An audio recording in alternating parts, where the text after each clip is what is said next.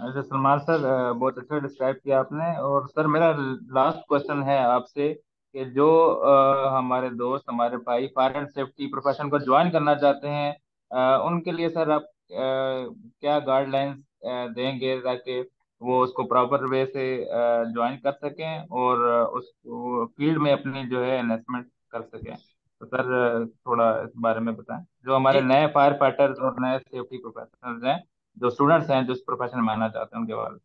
जी sir, इसमें थोड़ा सा मैं और ऐड करना चाहूंगा आपके जवाब से पहले कि निबोश, आयोश और थोड़ा सा इंटरनेशनल सर्टिफिकेशन की तरफ भी आइएगा कि वो कितनी फायदेमंद है नौजवानों के लिए, या पहले ही वो निबोश पकड़ के आ जाए और हमें जो है ना मैनेजर बना दो। ये अप्रोच भी थोड़ा डिस्कस कर ले सर। Thank you.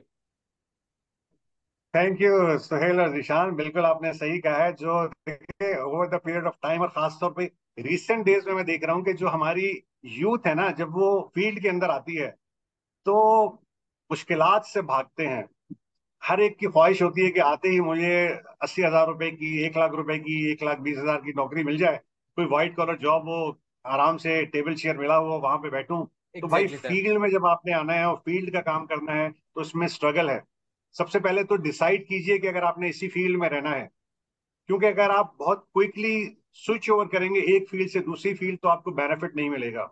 तो अगर आप फायर की, मैं इसको दो हिस्सों में लेता हूँ, पहले फायर की बात करते हैं कि अगर आप फायर की फील्ड में भी आना चाहते हैं तो आप याद रखिएगा कि सिर्फ फायर फाइटिंग इनफ नहीं है। आप अगर फायर की फील्ड में आना चाहते हैं तो अपना माइंड सेट कर लीजिए कि आपने फायर और सेफ्टी दोनों को लेकर चलना है। ये अब वो वाला जमाना नहीं है कि भाई मैं एक फायर फाइटर हूं, मुझे फायर फाइटिंग आती है, मैंने फायर का एक सर्टिफिकेट ले लिया है। ये बिल्कुल भी इनफ नहीं है। सबसे पहली चीज, अगर आपने डिप्लोमा किया हुआ है तो फायर फाइटिंग की फील्ड तो बेहतरीन है आपके लिए। मैकेनिकल का अगर आपने डिप्लोमा किया हुआ है, क्योंकि जितना भी आप फायर का इक्विपमेंट देखेंगे तमाम के तमाम मैकेनिकल से रिलेटेड है। आपने मैकेनिकल के डिप्लोमा किया हुआ है, आप फायर के जो पाकिस्तान में कोर्सेज अवेलेबल हैं, फायरमैन से स्टार्ट होता है, लीड फायरमैन है, स्टेशन फायर ऑफिसर है, फायर प्रिवेंशन ऑफिसर है। ये कोर्सेज आप पहले तो परफॉर्म कर लीजिए। इन कोर्सेज की सर्टिफिकेशन जब आपने ले ली है, फिर फील्ड में आपको जब जॉब मिलती है, आप उस जॉब को परफॉर्म करें। आप बहुत सारी सेविंग कर रहे होते हैं डिफरेंट चीजों के लिए कि यार मुझे एक अच्छा सा फोन भी लेना है, मुझे ये भी लेना है, मुझे भी वो भी लेना है। तो भाई अपने ऊपर थोड़ा सा इन्वेस्ट कर लें कि यार मुझे फायर की सर्टिफिकेशन के साथ साथ सेफ्टी की सर्टिफिकेशन भी लेनी है, मुझे सेफ्टी के कोर्सेज भी करने हैं। तो वो थोड़ी सी बचत अपने ऊपर कीजिए, अपनी नॉलेज को इन्हांस कीजिए।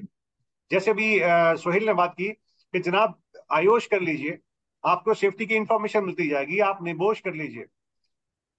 आप जब तक अपना माइंड सेट नहीं लेकर जाएंगे, क्योंकि मैंने मेजोरिटी लोगों को देखा है कि जब आपके पास एक जॉब आ जाती है, कहीं भी आप फायरमैन बन जाते हैं, उसके बाद आप बिल्कुल रिलैक्स होकर बैठ जाते हैं। इवन अगर आप टीम लीडर भी हैं, आप रिलैक्स होकर बैठ गए कि यार ठीक है, अच्छी नौकरी मिल गई है, यहीं पे बैठ गए हो। आप अपने कंफर्ट जोन से बाहर नहीं निकलना चाह रहे हो। एग्जैक्टली। तो भाई अगर कुछ करना है, आपने अपने कंफर्ट जोन से बाहर आइए। जो सर्कल आपने अपने गिर्द बनाया हुआ है ना, उसको तोड़िए। नॉलेज की लिमिट नहीं है, जितनी नॉलेज आपको मिल सकती है। इस वक्त हमारे पास इतने अच्छे प्लेटफॉर्म मौजूद हैं, हमारे पास यूट्यूब पे इतनी इंफॉर्मेशन मौजूद है कि वो ही पढ़ पढ़ कर आप अपनी इंफॉर्मेशन को बहुत ज्यादा एनहांस कर सकते हो। तो जितने भी लोग मुझे सुन रहे हैं, मैं ये कहना चाह रहा हूँ कि पहले आप अपना एक माइंडसेट बना लें कि अगर आप इस फील्ड में जाना चाहते हैं, इसके अंदर बहुत स्कोप है और ये बहुत बड़ी फील्ड है। मैं इसको सिर्फ फायर नहीं कह रहा हूँ, मैं इसको फायर एंड सेफ्टी कह रहा हूँ कि आपका स्कोप बेपना बड़ा है। और इस वक्त मार्केट के अंदर जब अगर आपने ये कोर्सेज किए हुए हैं जिनके मैंने अभी जिक्र किया है, तो इस वक्त जो कोर्सेज कहना चाहिए कि जो हॉट केक बने हुए हैं वो फायर इंस्पेक्टर है, सर्टिफाइड फायर इंस्पेक्टर CFI है। ठीक है, सर्टिफाइड फायर इंस्पेक्टर 1 है, फिर उसके बाद सर्टिफाइड फायर प्रोटेक्शन स्पेशलिस्ट है। ये दो कोर्सेज हैं जो इस वक्त चंद लोगों ने इस वक्त किए हुए हैं पाकिस्तान के पाकिस्तान अंदर। के अंदर एग्जैक्टली सर। इसकी बहुत ज्यादा डिमांड है और ये आपकी नॉलेज को बहुत ही नेक्स्ट लेवल पे लेके जाएगा। बूस्ट करेगा। क्योंकि जो जी आप सर। उनकी जब बुक्स पढ़ेंगे, खासतौर पे CFPS वाली जो बुक है, उसके अंदर जितना डाटा मौजूद है, मेरे ख्याल में अगर आपने वो एक दफा पढ़ लिया तो फिर सक्सेस तो कहीं पे भी नहीं गई है। तो कंटिन्यूसली नॉलेज को इन्हांस करते जाइए। जैसे मैंने कहा कि जिन लोगों के पास, लेट सपोज एक शख्स कहता है कि यार मेरे पास तो ये डिप्लोमा नहीं है, नो इशू। आपके पास जो भी सर्टिफिकेशन है, आपने जितनी भी अपनी तालीम की हुई है, तो सबसे पहली बात तो ये कि मैट्रिक पे ना बैठे भाई, आगे चले। इंटरमीडिएट भी आता है, ग्रेजुएशन भी आता है, ग्रेजुएशन से कम पे तो कोई किसी को पूछता ही नहीं है। तो दो एंड पे अपनी लाइफ को लेकर चलते रहे, अपनी टेक्निकल फील्ड को लेकर चलते रहे। एक जगह आपकी एजुकेशनल कहना चाहिए डिग्रीज हैं, एजुकेशनल इंफॉर्मेशन है, वो तमाम को एकेडमिक आप इनहांस क्वालिफिकेशन करते सर। हैं। जी दूसरी जी। तरफ आपकी टेक्निकल है, टेक्निकल साइड को ज्यादा से ज्यादा इन्फॉर्म कर, इन्हांस करें।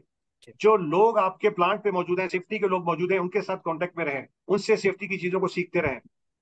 तो इस कंटिन्यू प्रोसेस को जब आप लेके चलते रहेंगे तो बहुत अच्छा रहेगा आपके लिए।